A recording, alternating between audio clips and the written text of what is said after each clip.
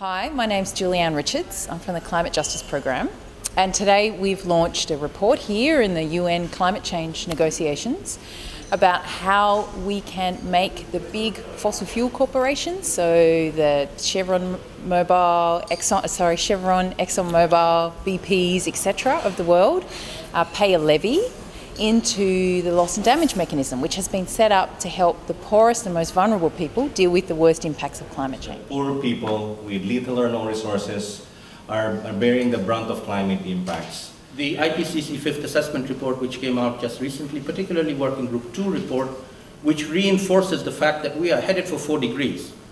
And 4 degrees is very bad for everybody. Nobody wins in 4 degrees. Poor suffer the most, but even the rich suffer. And we are seeing that happen right now.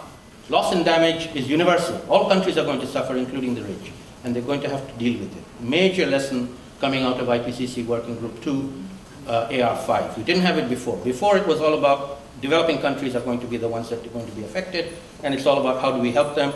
We haven't done much on that, but now everybody's going to be affected. So the problem is, at the moment, those big fossil fuel companies make trillions of dollars in profit, and the poor and vulnerable people suffer the worst impacts of climate change. So things like Typhoon Haiyan, droughts in Africa, rising sea levels in the Pacific, and they have no resources to deal with it. And the final tipping point is this report that identifies these 90-plus companies that have made trillions of dollars out of selling us a polluter.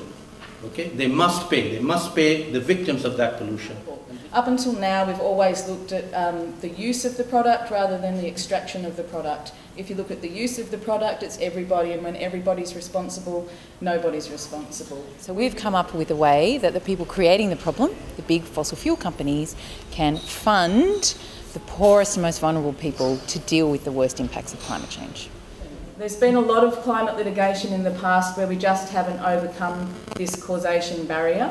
We're getting more and more opinion now from leading legal experts that what this research does is gives us that causation that until now has always been missing. I want them called carbon criminals. That's what they are. That's an accurate description of what they are. They know they are extracting and selling a pollutant. They know this pollutant causes harm. They are trying to stop any actions against them polluting, even though they know that's harm. So they, in their own minds, they are willing to do a criminal act. They're continuing with that criminal act. We must make them pay. We must not let them get away with it. And it's the responsibility of governments all over the world. Rich countries, poor countries, wherever these companies are domiciled, the governments have to hold them to account and make them pay for the pollutants that they are spewing out and making profits off of. If they make profits out of it, then they can afford to pay a little bit for the victims of that.